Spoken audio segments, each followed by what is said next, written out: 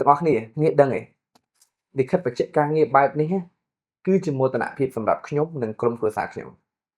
ហើយខ្ញុំមានលិខិតបែបនេះខ្ញុំអាចធ្វើការតាំងនៅផ្ទះក៏ដូចជានៅកន្លែងធ្វើការខ្ញុំបានជាពិសេសវាមាន QR code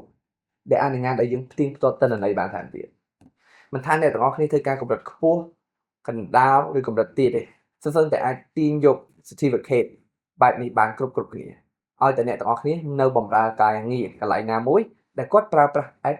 check in me ដើម្បីទទួលបាន certificate បែបនេះថ្ងៃនេះខ្ញុំនឹងបង្រៀនអ្នកទាំងអស់គ្នាអំពីការទាញយក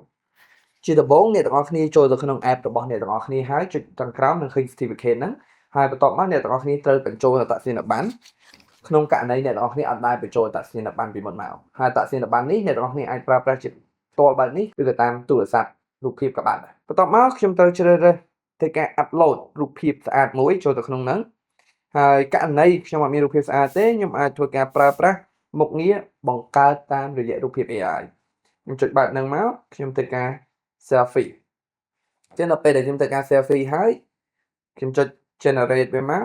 នេះរងចាំប្រហែល second វានឹងបង្កើតរូបភាពមួយហើយខ្ញុំចុច save ហើយខ្ញុំ save វាទុកហើយវានឹងទទួលបានបែបហ្នឹងបន្ទាប់មកទៀតខ្ញុំគ្រាន់តែធ្វើការផ្ទៀងផ្ទាត់ទិន្នន័យមានដូចជាឈ្មោះ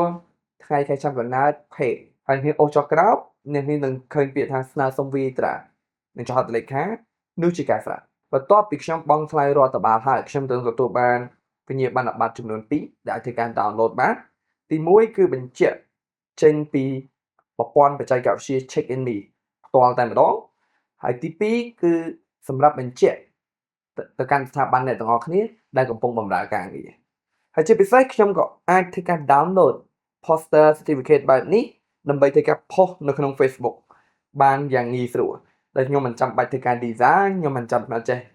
design ក៏ខ្ញុំអាចធ្វើការ download បាន poster ដែលស្អាតមួយធ្វើការ post នៅក្នុង Facebook បានផងដែរ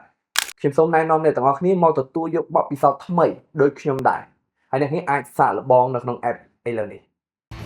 Check in me គឺជាសេវាកម្មស្រង់វត្តមានបុគ្គលិកប្រើជំនួសម៉ាស៊ីន scan មេដៃ